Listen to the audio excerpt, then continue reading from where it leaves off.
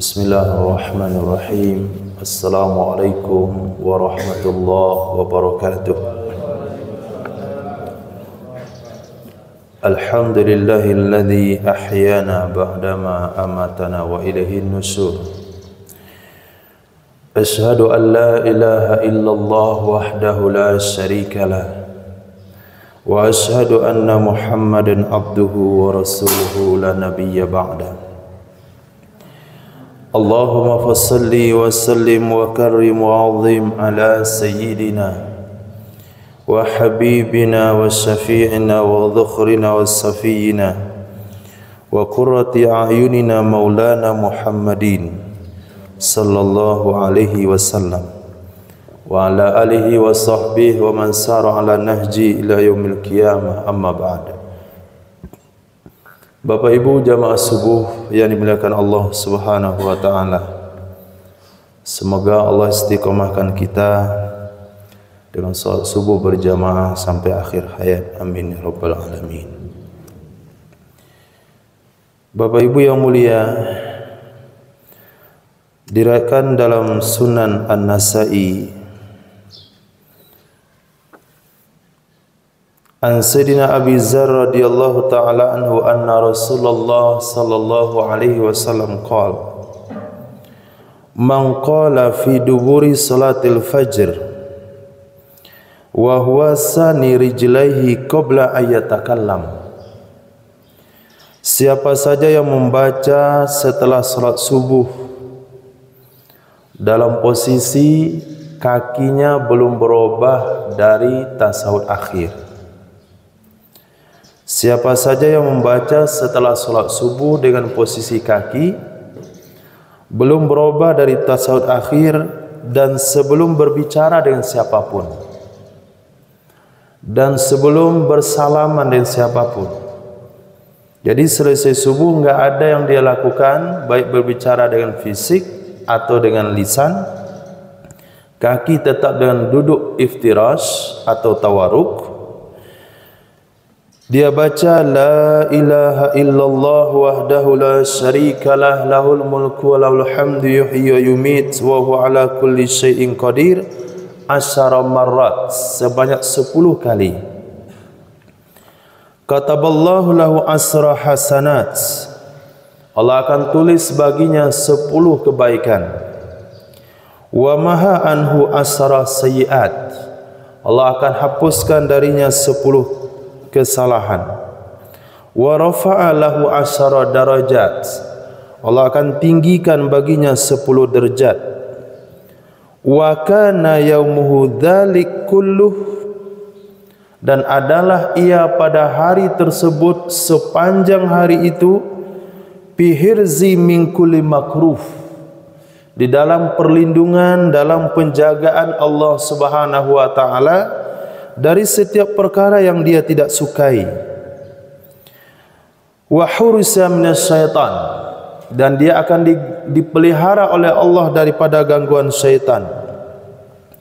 Wala yambaghi lidzambin ay yudrikahu fi dzalikal yaum, tidak ada satu dosa pun yang pantas menimpa dia pada hari tersebut kecuali syirik dengan Allah Subhanahu wa taala. Bapak Ibu muliakan Allah Subhanahu wa taala, ini salah satu yang disunahkan oleh baginda Nabi besar Muhammad sallallahu alaihi wasallam selesai melakukan salat subuh. Dalam riwayat yang lain juga selesai melakukan salat maghrib, dengan syarat dibaca sebanyak 10 kali. La ilaha illallah wahdahu la syarikalah lahul mulku wa lahul hamdu yuhyi wa yumit wa huwa ala kulli syai'in qadir, dengan posisi kaki tetap dalam duduk tasawuf akhir. Nah, orang yang membaca ini setelah salat subuh sepanjang hari tidak akan menemukan perkara yang tidak dia sukai dalam hidupnya.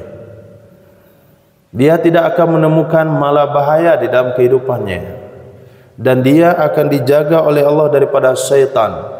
Tidak ada satu dosa pun yang memudaratkan dia pada hari itu kecuali dosa syirik. Kalau dia murtad pada hari itu memang batal semuanya.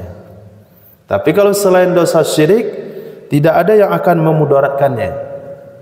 Nah, begitu juga kalau dia baca setelah salat maghrib sebanyak 10 kali sebelum merubah posisi daripada duduk tasyahud akhir, Allah akan berikan perlindungan kepadanya sepanjang malam tersebut. Dia tidak akan terkena apa yang dia tidak sukai dan dia tidak akan diganggu oleh syaitan. Itu amalan pertama yang disunahkan oleh baginda Rasul sallallahu alaihi wasallam, terdapat dalam Sunan Imam Nasa'i rahimahullahu taala. Yang kedua, Anil Haris ibni Muslim At-Tamimi radhiyallahu anhu qala qala li nabiyuna Muhammad sallallahu alaihi wasallam idza shallaita subha fakul qabla an tatakallam Allahumma ajirni minan nar sab'a marrat. Kata Nabi sallallahu alaihi wasallam kepada sahabat Nabi yang bernama Imam Haris bin Muslim At-Tamimi radhiyallahu an, apabila kamu selesai salat subuh, sebelum berbicara dengan manusia,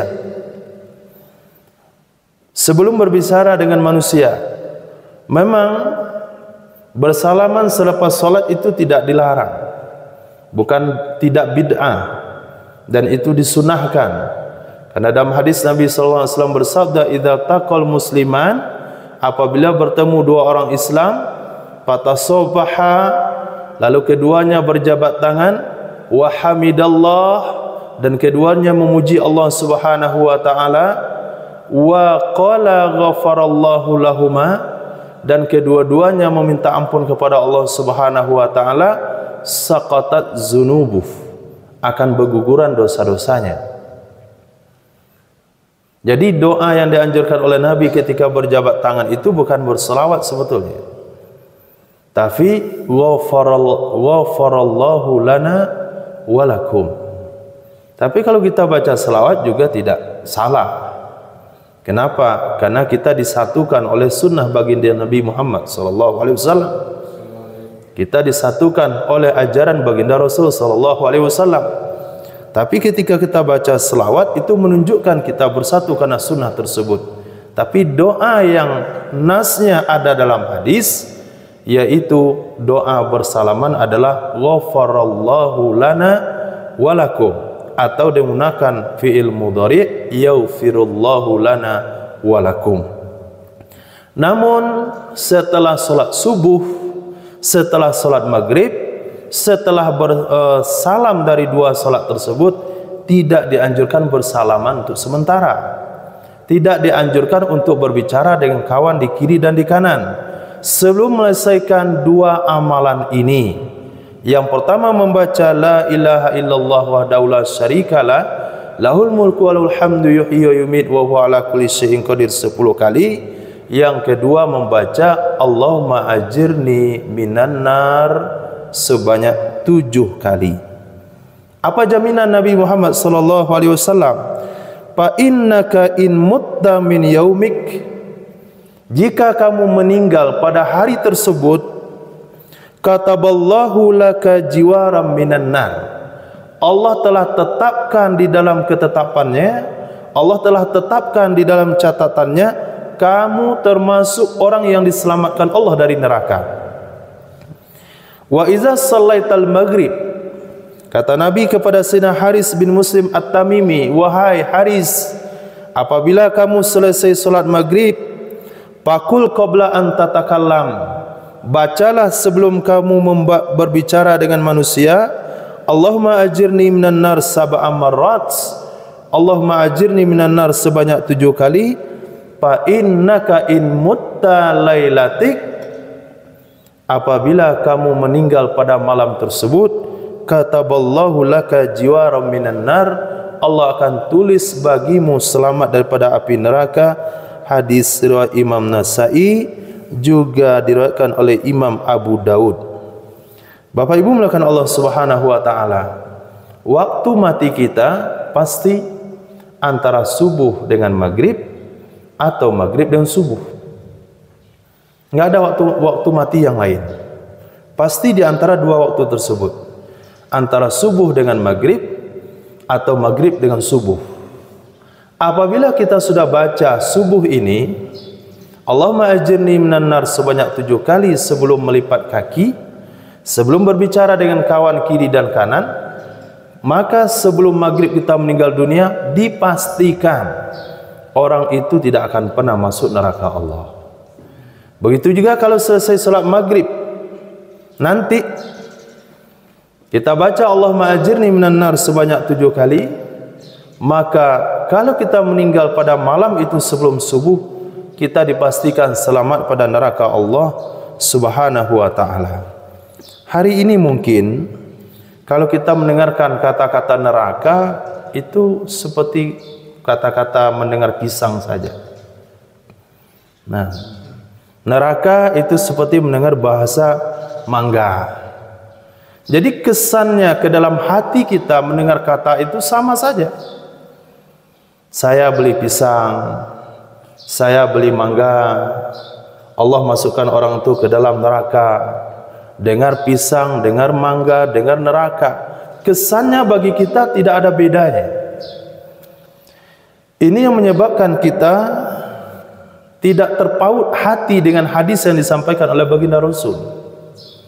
Tapi kalau sekiranya dikatakan dia akan mendapatkan uang, itu dengar kesannya beda. Dengar dia si fulan dikasih mangga, si fulan dikasih pisang, si fulan dapat uang. Nah, bahasa uang ini memberikan kesan ke dalam hati yang sangat lebih dari segala-galanya. Kenapa? Karena hidup kita fikirkan adalah uang. Bagaimana mendapatkannya, bagaimana mengembangkannya, bagaimana memperbanyaknya, bagaimana lebih banyak daripada yang lain. Apapun yang nampak daripada sudut-sudut kota ini, itu yang nampak uang. Nah, hal yang sama semestinya juga berlaku kepada hati setiap mukmin ketika mendengar surga, ketika mendengar neraka. Oleh sebab itu baginda Nabi besar Muhammad sallallahu alaihi wasallam menyampaikan bahasanya api yang kalian pakai di dunia ini, kalaulah tidak dicuci sebanyak 7 kali, dan dia adalah satu daripada 70% daripada api neraka, lalu dicuci sebanyak 70 kali, kalaulah tidak dicuci, kalian tidak akan pernah bisa memanfaatkan api tersebut. Kemudian dalam sebuah riwayat juga dikatakan ketika baginda Nabi besar Muhammad sallallahu alaihi wasallam duduk dengan para sahabat, tiba-tiba terdengar bunyi dentuman. Maka Nabi bertanya kepada sahabatnya, tahukah kalian bunyi apa barusan? Sahabat mengatakan, ya Rasulullah, Allah dan Rasul yang tahu. Baginda Nabi besar Muhammad sallallahu alaihi wasallam sabdakan, itu adalah batu yang baru saja sampai di dasar neraka yang dijatuhkan 70 tahun yang lalu. Nah, kalau kita sekiranya dikurung di masjid ini, satu-satunya menyelamatkan diri hanyalah memanjat daripada tiang-tiang ini, kita akan bisa selamat. Karena jaraknya paling 5 meter, 6 meter. Tapi coba kalau sekiranya jurang neraka itu kedalamannya 70 tahun perjalanan batu. Dalam sebuah riwayat dikatakan azab yang terendah yang Allah berikan kepada penduduk neraka, yaitu kepada paman Nabi Abu Thalib, yaitu sebesar biji kurma yang diletakkan di bawah telapak kaki yang tidak menempel dengan tanah, yang cekung. Nah, ketika diletakkan di situ, maka mendidihlah otak daripada orang tersebut dan gugur semua dagingnya.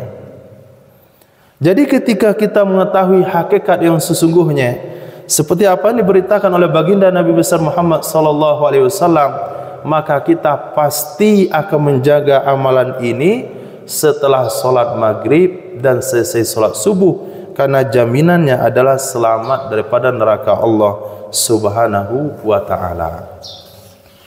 Yang kedua, Bapak Ibu melakukan Allah Subhanahu wa ta'ala, ja ahlad dusur, telah datang orang-orang fakir muhajirin menemui baginda Nabi besar Muhammad sallallahu alaihi wasallam. Beliau katakan, ya Rasulullah, zahaba ahlud dusur bil ujur. Orang-orang kaya telah memborong pahala. Nusabbihuna wa yusabbihun. Kami bertasbih, mereka bertasbih. Wa nusalli wa hum yusallun. Kami salat, mereka pun salat. Wa hum yatasaddaquna bifuduli amwalihim. Mereka bersedekah dengan harta-harta mereka, dengan kelebihan-kelebihan kekayaan mereka. Wala natasaddaq, kami tidak bisa bersedekah. Apa solusinya bagi kami untuk menjemput ketertinggalan amal tersebut? Maka kata Nabi sallallahu alaihi wasallam kepada sahabat muhajirin yang identik dengan fuqara muhajirin, lil fuqara'il muhajirin, orang-orang fakir di kalangan muhajirin, Nabi bersabda, apabila kamu selesai salat, bacalah tasbih sebanyak 33 kali. Bacalah tahmid sebanyak 33 kali. Bacalah takbir sebanyak 33 kali. Genapkan dengan kalimat la ilaha illallah wahdahu la syarikalah, lahul mulku wa lahul hamdu yuhyi wa yumiit wa huwa ala kulli syai'in qadir. Maka tidak ada sesiapa pun yang mampu menandingi amalan kalian pada hari itu, kecuali kalau orang melakukan amal yang sama atau lebih dari apa yang kalian lakukan. Akhirnya orang-orang muhajirin pun dah senang hatinya mendapatkan satu amalan yang bisa menjemput ketertinggalan mereka di dalam bersedekah. Akhirnya selepas subuh dilihat orang-orang fakir muhajirin, dia bertasbih selepas solat. Lepas zuhur dia bertasbih selepas solat. Lepas asar dia bertasbih selepas solat. Orang-orang kaya pun mencari tahu apa yang mereka dapatkan dari baginda Nabi, apa yang mereka lakukan daripada wasiat baginda Rasul sallallahu alaihi wasallam. Setelah dicari tahu, ternyata mereka mendapatkan amalan tersebut, mereka amalkan juga. Akhirnya subuh itu dilihat orang kaya juga duduk, zuhur orang kaya juga ikut zikir, asar orang kaya juga ikut berzikir. Orang muhajirin, fuqara muhajirin ini datang kembali kepada Nabi sallallahu alaihi wasallam lalu mengatakan, ya Rasulullah, mereka telah mengetahui amal yang kami lakukan. Mereka telah mengetahui amal yang kami lakukan. Lalu bagaimana kami lagi untuk mengajar ketertinggalan tersebut? Apa kata Nabi sallallahu alaihi wasallam? Dzalika fadlullah yu'tihi may yasha. Itu adalah anugerah yang Allah berikan kepada orang yang Allah mau. Bapak Ibu muliakan Allah Subhanahu wa taala, bisa dipastikan sekaya apapun orang belum tentu dia bersedekah setiap hari. Sekaya apapun orang belum tentu dia berinfak setiap hari. Tapi kita bisa pastikan bisa menjaga tasbihat tersebut 5 kali sehari dalam semalam. Maka jangan pernah meninggalkan tasbihat tersebut dalam kondisi apapun, supaya mendapatkan balasan yang berlipat ganda, balasan yang tidak terhingga di akhirat kelak di hadapan Allah Subhanahu wa taala. Yang ketiga, di antara amalan yang dianjurkan adalah selepas solat subuh dan selepas solat maghrib, yaitu hadis Nabi yang berbunyi, seseorang yang membaca hasbiyallahu la ilaha illahu alaihi tawakkaltu wa huwa rabbul arsyil azim. Hasbiyallahu la ilaha illahu alaihi tawakkaltu wa huwa rabbul arsyil azim. Hasbiyallahu la ilaha illahu alaihi tawakkaltu wa huwa rabbul arsyil azim. 7 kali setelah subuh, 7 kali setelah maghrib, maka Allah akan tunaikan hajatnya, baik dia serius dengan amalan itu atau tidak serius. Nah, ini amalan yang cocok untuk kita hari ini, karena kita sering tidak serius dengan amal. Kalau sahabat sangat serius dengan amal, para tabi'in serius dengan amal mereka. Kita yang ada umat akhir zaman ini susah untuk serius. Dalam solat pun hati tidak konsentrasi. Dalam solat pun kita tidak bisa menata hati dengan bacaan yang kita baca. Bapak Ibu mulakan Allah Subhanahu wa taala, maka kita baca amalan tersebut dengan satu harapan yang tertinggi, yaitu kita mendapatkan husnul khatimah, meninggalkan dunia sementara ini. Kalau dikatakan dalam sebuah hadis, apabila kalian membaca amalan tersebut Allah akan tunaikan hajat kalian, jangan pernah terlintas di benak hati kita hajat itu adalah hajat duniawi. Jangan pernah terlintas di benak kepala kita itu hajat duniawi. Tapi yang utama kali kita lintaskan itulah hajat ukhrawi. Ketika menutup mata kita mampu mengucapkan kalimat la ilaha illallah, itu adalah hajat terbesar kita di dunia ini. Enggak ada hajat yang lain. Itulah hajat yang terbesar kita di dunia ini. Ketika seseorang mampu mengakhiri kehidupannya dengan kalimat tersebut, jaminannya bukan sepeda motor, jaminannya bukan haji umroh gratis, tapi jaminannya adalah surga Allah Subhanahu wa taala. Yang Nabi sabdakan,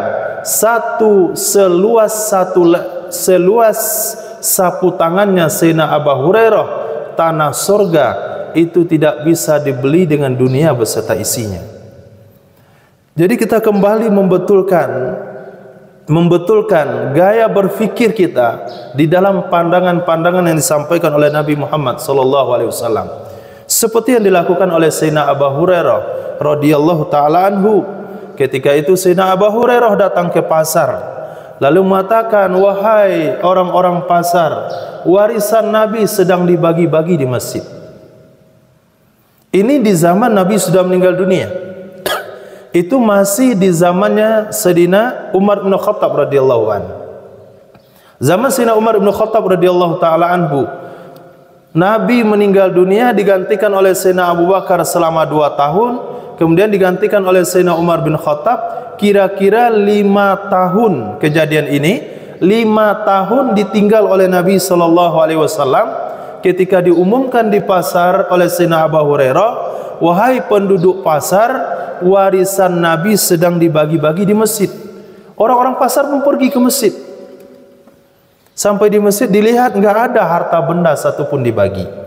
Tidak ada satupun harta benda. Mereka pulang lagi ke pasar, menjumpai Sayyidina Abu Hurairah radhiyallahu taala anhu, kemudian menunjukkan muka kekecewaan. Sayyidina Abu Hurairah katakan, apa yang kalian temui di masjid? Ya, sebagian kami lihat ada orang belajar agama. Sebagian kami lihat ada orang duduk dibacakan hadis, yang lain mendengarkannya. Sebagian kami lihat ada orang membetulkan bacaan Al-Qur'annya. Kata Sayyidina Abu Hurairah, itulah warisannya baginda Nabi besar Muhammad sallallahu alaihi wasallam. Bapak Ibu muliakan Allah Subhanahu wa taala, begitu juga ketika selesai salat subuh, ramai daripada yang biasanya. Enggak seramai itu biasanya. Ini pada hari itu ramai sekali. Kenapa? Karena yang salat di Masjid Nabawi pada saat itu hanyalah orang-orang yang ada di sekitar Masjid Nabawi. Sementara orang-orang yang ada di dataran tinggi Madinah Munawwarah, mereka memiliki musola-musola tersendiri. Akhirnya Sayyidina Umar bin Khattab radhiyallahu an, beliau sehari tinggal di kampungnya, sehari pergi ke Masjid Nabawi. Hari ini tetangganya yang pergi ke Masjid Nabawi, besok beliaunya. Jadi ketika tetangganya yang pergi, beliau bertanya, apa hadis Nabi pada hari ini? Maka pada saat itu tidak biasanya orang-orang dataran tinggi Madinah pergi solat subuh ke Masjid Nabawi. Nabi melihat dan Nabi tertawa. Jangan-jangan kalian tahu ya kedatangan harta rampasan perang tadi malam. Sahabat mengatakan, iya benar wahai Rasul, kami tahu kedatangan harta rampasan tadi malam. Berarti masuk pemikiran dunia ke dalam hati sahabat. Lalu Nabi SAW sabdakan, maukah saya beritahukan kepada kalian cara mendapatkan harta rampasan yang lebih besar pada itu, yang lebih mahal daripada itu? Orang yang membaca 3 ayat Al-Quran itu lebih baik pada 3 onta bukhti, yaitu onta yang berpunuk besar, onta yang termahal di zaman tersebut. Nabi berusaha mengalihkan lagi pemikiran sahabat dari pandangan duniawi kepada pandangan ukhrawi. Nah, begitu juga ayat Al-Quran yang berbunyi wala tulku bi ahdikum ila tahluka. Ketika dalam sebuah medan tempur, pertempuran belum lagi dimulai, ada satu orang muslim menyerang ke dalam pasukan musuh, membabi buta, akhirnya dia mati di dalam barisan musuh. Lalu orang-orang membaca ayat tersebut, wala tulku bi aidikum ila tahluka, jangan kamu campakkan diri kamu ke dalam kebinasaan. Nah, ketika ayat itu dikutip, maka para sahabat mengatakan, kamu salah mengutip ayat itu, bukan di sana tempatnya. Ayat itu bukan ke sana tujuannya. Bukan satu pasukan menyerang membabi buta ke dalam barisan musuh lalu dia mati di barisan musuh. Bukan itu maksud ayat tersebut. Ayat itu adalah diturunkan kepada kami, orang-orang Ansor, yang kami sudah lama meninggalkan persawahan kami, kami sudah lama meninggalkan perkebunan kami, karena ada waktu yang luang, perperangan agak renggang, Islam sudah memiliki kekuatan, akhirnya kami mulai mengelola kebun kami. Nah, karena kami terlalu larut daripada pengelolaan kebun kami tersebut, maka Allah katakan wala tulku bi aidikum ila tahluka, jangan kamu campakkan diri kamu ke dalam kebinasaan setelah istiqomah dalam amal agama lalu meninggalkan agama, sibuk dengan duniawi. Itu maksud ayat tersebut. Kepada kami diturunkan, bukan kepada orang yang terjun ke dalam medan musuh. Nah, begitu juga pada hari ini ada ayat Al-Quran dikutip kepada kaum muslimin yang tidak sesuai dengan makna yang diinginkan. Misalnya apa? Wala tansa nasibaka minad dunya, janganlah kamu lupakan jatah kamu dari dunia. Jangan terlalu sibuk di masjid, jangan terlalu sibuk solat berjamaah, jangan terlalu sibuk memikirkan akhirat. Jangan sampai kalian lupakan, kamu lupakan jatahmu dunia. Jatah duniamu jangan kamu lupakan. Ingat juga usaha duniawi. Nah, ayat ini disampaikan di mimbar Nabi. Ayat ini disampaikan di mimbar-mimbar masjid kepada kaum muslimin. Ayat tersebut tidak tahu kepada siapa diturunkan. Apakah betul maksudnya ayat itu memperingatkan kepada kita jangan lupa usaha dunia? Itu tidak perlu diperingatkan kepada manusia pada hari ini. Tidak ada manusia yang lupa dengan urusan dunianya, tapi banyak yang lupa dengan urusan akhiratnya. Ayat itu Allah turunkan kepada Qarun. Itu ayat, coba dilihat, itu diturunkan kepada Qarun. Allah berkata kepada Qarun, wahai Qarun, jangan kamu lupakan jatahmu di dunia. Apakah Qarun mesti diingatkan untuk mencari uang? Tidak. Semua kekayaan kalau kita temukan tu nisbahnya ke Qarun, karena saking banyaknya hartanya. Ketemu harta di Wamena ini di dalam tanah, gali lubang pisang, nah, itu pasti bilang ni harta Qarun. Padahal Qarun enggak akan sampai ke sini. Saking banyaknya hartanya, semua yang ada dalam tanah bilang punya Qarun. Apakah si Qarun itu perlu lagi diperingatkan urusan dunia? Tentu tidak. Lalu apa dari maksud daripada ayat tersebut? Maksud daripada ayat tersebut, jangan kamu lupakan jatah kamu di dunia ini untuk kehidupan akhirat.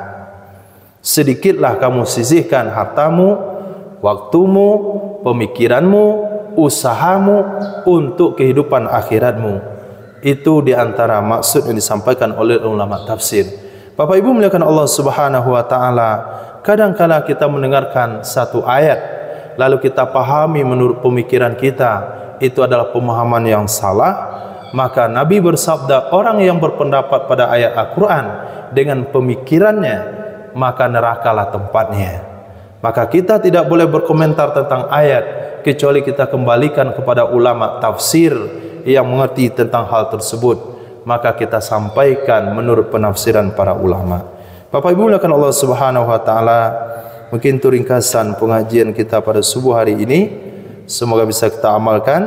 Selepas salat subuh dan maghrib, jangan dulu berbicara dengan kawan, jangan dulu robah posisi kaki, baca la ilaha illallah wahdahu la syarikalah, lahul mulku wa lahul hamdu yuhyi wa yumiit wa huwa ala kulli syai'in qadir 10 kali. Kemudian baca Allahumma ajirni minan nar sebanyak 7 kali. Kemudian baca hasbiyallahu la ilaha illahu alaihi tawakkaltu wa huwa rabbul arsyil azim sebanyak 7 kali. Hajat pertama yang kita tanamkan dalam hati adalah husnul khatimah, menutup mata di akhir hayat, menghembuskan nafas terakhir diiringi dengan kalimat la ilaha illallah. Amin ya rabbal alamin. Mungkin kalau ada pertanyaan Bapak Ibu dipersilakan. Sebenarnya kita di luar hari yang kemarin besar.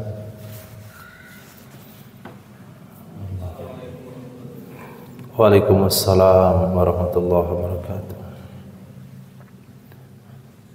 Barusan jelaskan daripada keutamaan zikir setelah subuh dibaca 10 kali yaitu la ilaha illallah wa la syarika lahu dan juga Allahumma dengan keutamaan yang lebih besar. Dan bagi pertanyaan saya adalah bagaimana kalau itu cuma dibaca 3 kali atau 4 kali, karena prakteknya di mana begitu. Ini yang kedua mengenai kajian studi yang berkali lalu tentang gerakan sholat.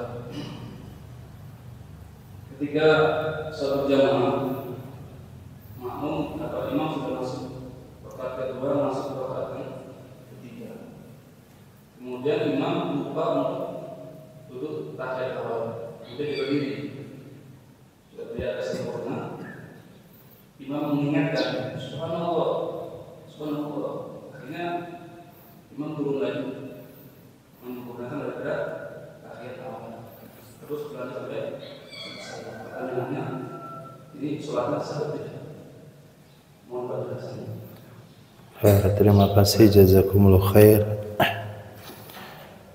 Ketika baginda Rasul sallallahu alaihi wasallam menetapkan satu jumlah dalam hadis, maka untuk mendapatkan asrar, mendapatkan faedah, mendapatkan rahasia daripada amalan tersebut, itu mesti cukup 7 kali. Kalaupun mungkin secara berjamaah kita baca mungkin hanya 3 kali dan 4 kali, tetapi secara infiradi kita tambahkan menjadi 7 kali. Sama halnya dengan nomor handphone, dengan pin ATM. Kalau pin ATM-nya 6, kita masukkan 5, enggak keluar uangnya. Nah, begitu juga dengan bacaan-bacaan yang Nabi tetapkan jumlahnya. Kalau kita baca lebih bagaimana? Kalau kita baca lebih juga tidak memberi pengaruh. Maaf, maksud pengaruhnya pengaruh lebih. Tapi untuk mendapatkan fadilahnya sudah, karena sudah 7. Kita kebaca 8, apakah batal? Oh tidak. 9 juga tidak, tapi minimal 7. Dan sebaik-baiknya kita jaga dengan jumlah 7 tersebut secara pasti. Kalau kita ragu, kita tambah 1 yang secara pasti kita sudah baca 7. Karena ulama katakan apabila jumlah dalam sebuah hadis disebutkan dalam pengamalan tertentu, itu akan mendapatkan rahasianya kalau kita cukupi jumlahnya. Sama dengan seseorang membaca Yasin. Nabi katakan orang membaca Yasin di pagi hari, Allah akan selesaikan masalahnya sampai sore. Dia lupa 1 ayat, tidak terbaca. Pahala baca Yasinnya dapat, tapi janji Allah pada hadis itu dia tidak dapatkan. Yang kedua, Bapak Ibu melakukan Allah ketika seorang imam kelupaan tasawuf awal. Dan imam posisinya sudah lurus, tapi makmumnya ngotot ngingatin subhanallah, imamnya tetap berdiri, subhanallah, imamnya terpaksa duduk. maka solat berjamaahnya batal. Nah, kenapa batal? Karena seseorang tidak boleh meninggalkan satu amalan fardu, satu gerakan fardu untuk mendapatkan gerakan sunnah. Tapi kalau yang tertinggal itu fardu, itu wajib kembali. Kalau yang tertinggal itu fardu, wajib kembali. Misalnya imamnya lupa ruku, selesai Fatihah langsung sujud, itu wajib berdiri untuk ruku dan i'tidal. Tapi sementara tasawuf awal itu hukumnya bukan fardu, tapi sunat ab'ad. Jadi dalam salat itu ada rukun, ada sunat ab'ad, ada sunat hayat. Kalau sunat ab'ad itu kalau tertinggal sunnah diganti dengan sujud sahwi. Sunat ab'ad itu ada 5. Yang pertama kunut subuh, yang kedua berdiri kunut subuh, yang ketiga duduk tasawuf awal, yang ketiga bacaan di tasawuf awal, kemudian yang kelima solawat Nabi di tasawuf awal. Ini 5 daripada sunat ab'ad. Kalau kita baca tasawuf awal, asyhadu alla ilaha illallah wa asyhadu anna muhammadar rasulullah, lupa baca Allahumma salli ala sayyidina Muhammad, kita sudah naik ke rakaat ketiga, kita sunnah untuk sujud sahwi. Kenapa?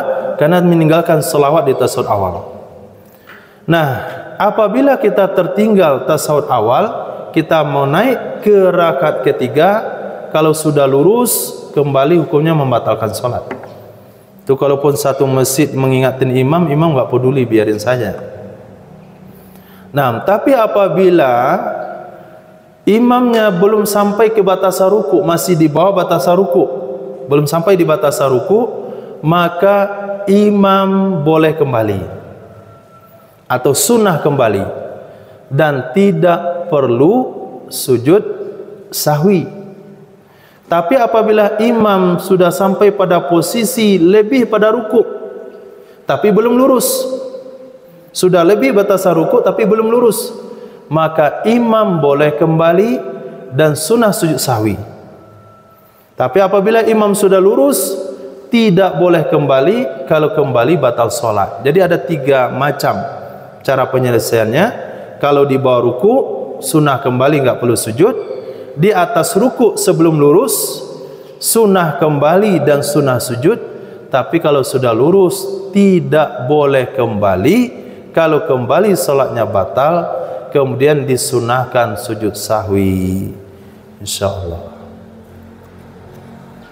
Lanjut pada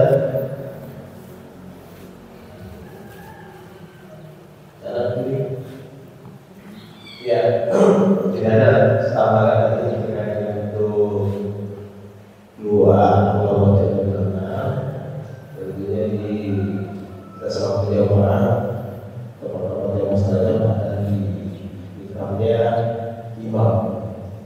Ketika imam menyampaikan Allah benar, apakah makmum mengikuti atau mengalihkan? Yang mana yang terbaik sebetulnya? Jazakumullah khairan. Jadi ketika imam memimpin, kita sebaiknya mengikuti bacaan tersebut. Tapi kalau imamnya baca kurang, kita tambah sendiri. Kalau kita baca ramai-ramai, kita ganti dengan Allahumma ajirna minan nar, Allahumma ajirna minan nar, Allahumma ajirna minan nar. Itu kalau niatnya untuk ramai-ramai. Tapi kalau kita ingin baca bersama tapi secara infiradi, kita baca Allahumma ajirni minan nar, Allahumma ajirni minan nar, Allahumma ajirni minan nar.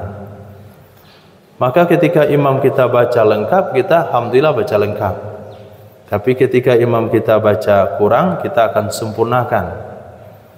Karena bagaimanapun amalan selepas solat tersebut disunahkan dibaca infiradi, juga disunahkan dibaca secara berjamaah. Apabila kita berada dalam komunitas masjid yang masih kuat dengan zikir berjamaah, lebih baik kita baca secara berjamaah. Kenapa? Salah satu tujuannya, kata Imam Syafi'i rahimahullahu ta'ala, itu mengajarkan kepada anak-anak kita apa bacaan selepas sholat. Sebagian tempat kita lihat, orang tidak tahu apa yang mesti dibaca lepas sholat. Bingung dia apa yang mau dibaca. Dia dengar imamnya tidak memimpin zikir, dilihat kawan sebelahnya langsung pergi. Kemudian dia mau tanya sama siapa juga bingung. Kemudian pendidikan di sekolah tidak ada pembahasan tentang ini bacaan selepas sholat, ini zikirnya, ini subuh, ini maghrib, ini isya, ini zuhur. Tidak ada penjelasan sama sekali.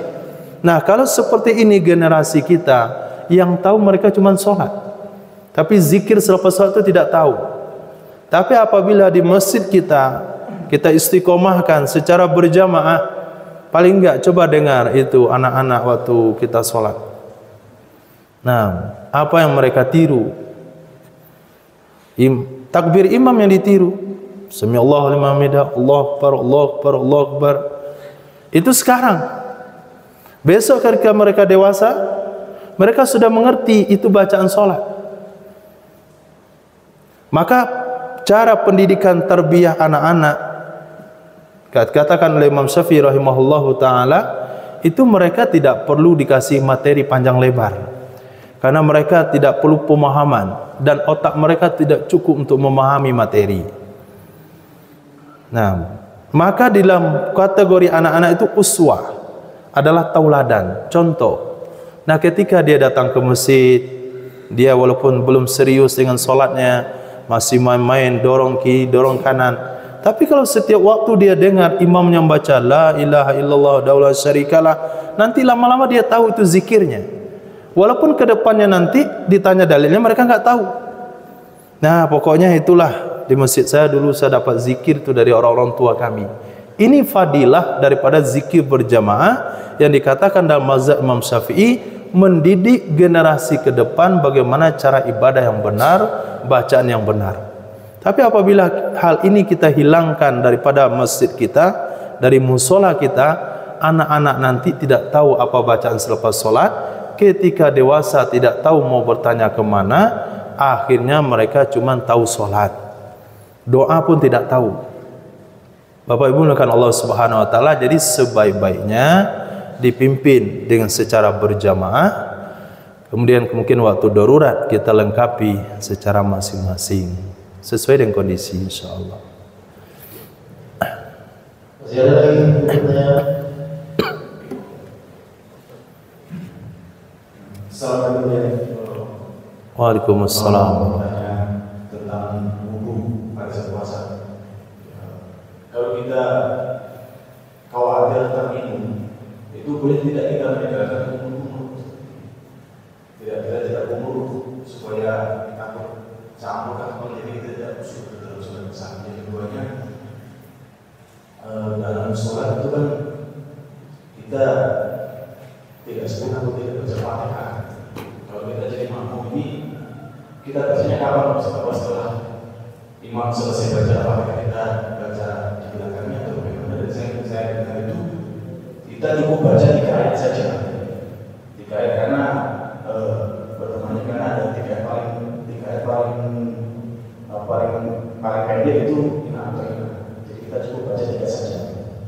Terus kemudian dalam sholat qobliyah itu, kalau kita sedang sholat qobliyah ternyata sudah ada rumah, itu apa kita harus berhenti atau kita lanjutkan? Waalaikumsalam warahmatullahi wabarakatuh. Seseorang meninggalkan berkumur-kumur di siang hari Ramadan karena khawatir tertelan air. Berkumur-kumur memang ada riwayat daripada Nabi SAW, dianjurkan berkumur-kumur itu sampai terdengar bunyi ak. Jadi sampai ke pangkal tenggorokan, gitu. Dan Nabi SAW sabdakan, kecuali bagi orang yang puasa. Kalau bagi orang puasa, berkumur-kumur hanya sampai di bagian depan mulutnya. Jadi tidak ada anjuran para ulama kita tinggalkan berkumur-kumur karena khawatir akan tertelan air. Kalau kita berkumur-kumur sesuai dengan apa yang diperintahkan oleh Nabi, cukup di depan tidak sampai ke tenggorokan, tertelan juga di siang hari Ramadan, puasa tidak batal. Karena ada kaidah usul yang berbunyi ma yatawalladu ridho bisyai ridho bima yatawalladu min. Sesuatu yang lahir dari perkara yang dibenarkan, maka dia tidak merusak. Tapi apabila kita berkumur-kumur melebihi batas sampai ke pangkal tenggorokan lalu air tertelan, maka pada saat itu batallah puasa kita. Tapi kalau kita kumur-kumur hanya biasa-biasa saja, tertelan juga, atau serasa di mulut itu ada basa-basa, terasa karat-karat air misalnya, maka itu tidak membatalkan puasa. Jadi jangan tinggalkan kumur-kumur karena kekhawatiran tersebut, karena kekhawatiran itu dimaafkan oleh syariat. Yang kedua tentang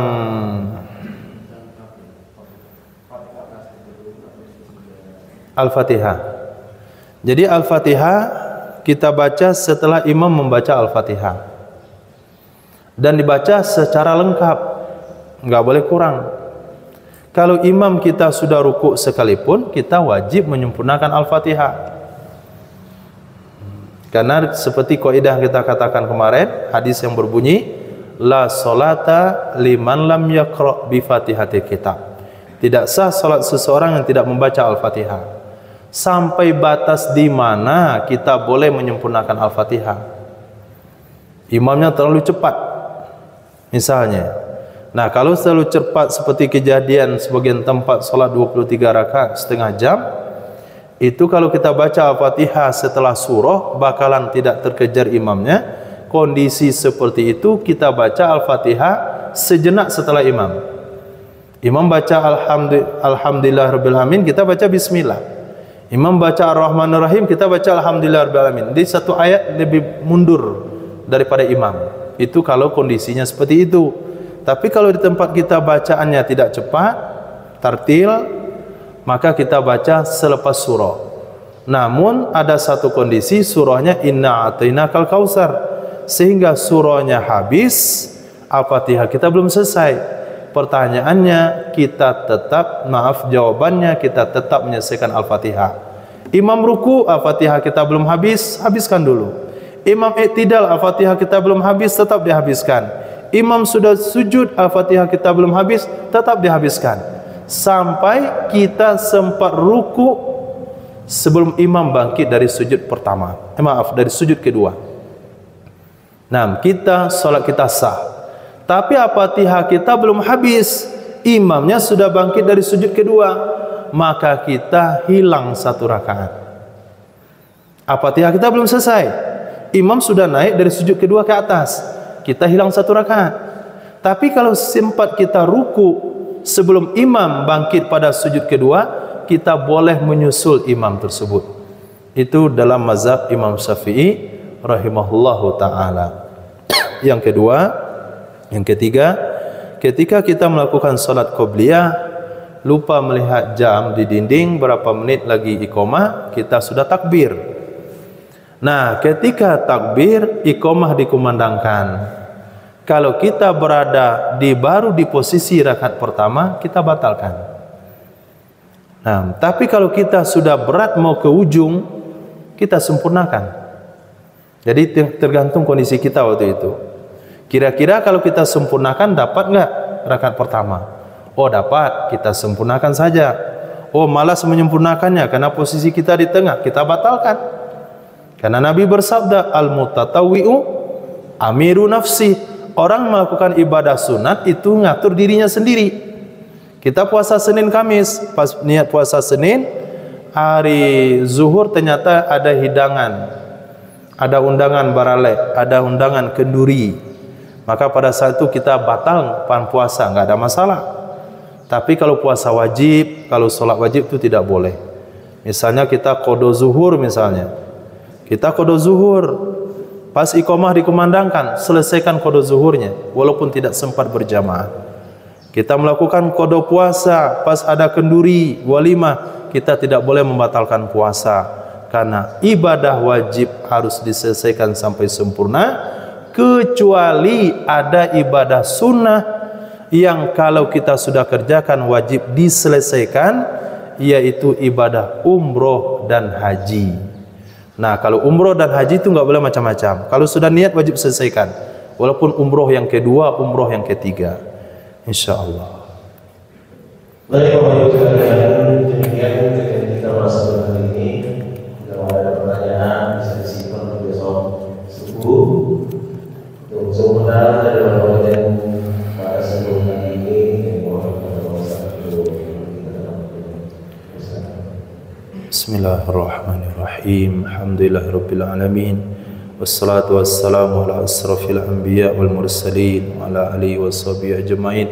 Ya Rabbana lakal hamdu wa lakal syukru kama yanbaghi li jalali wajhikal karim wa 'azimi sultanik. Allahumma ighfir lana dhunubana wa dhunuba walidina warhamna warhamhum kama rabbawna shighara, lima syaikhina al-muallimina wa li jami'il mu'minina wal mu'minat wal muslimin wal muslimat al ahya'i minhum wal amwat bi rahmatika ya arhamar rahimin. Allahumma rzuqna imanan kamila wa yaqinan sadiqa wa amalan mutaqabbala wa rizqan kariman katsiran mubaraka wa dzurriyyatan thayyibah. Allahumma rzuqna ilman nafi'a wa qalban khashi'a wa lisanan dzakira wa nafsan mutmainnah wa dhanban maghfura. Rabbana atina fid dunya hasanah wa fil akhirati hasanah wa qina adzabannar. Allahumma inna nas'aluka husnal khatimah wa na'udzubika min su'il khatimah. Sallallahu alaihi sayyidina maulana Muhammadin wa ala alihi washabihi ajmain. Amin walhamdulillahi rabbil alamin. Assalamualaikum warahmatullahi wabarakatuh.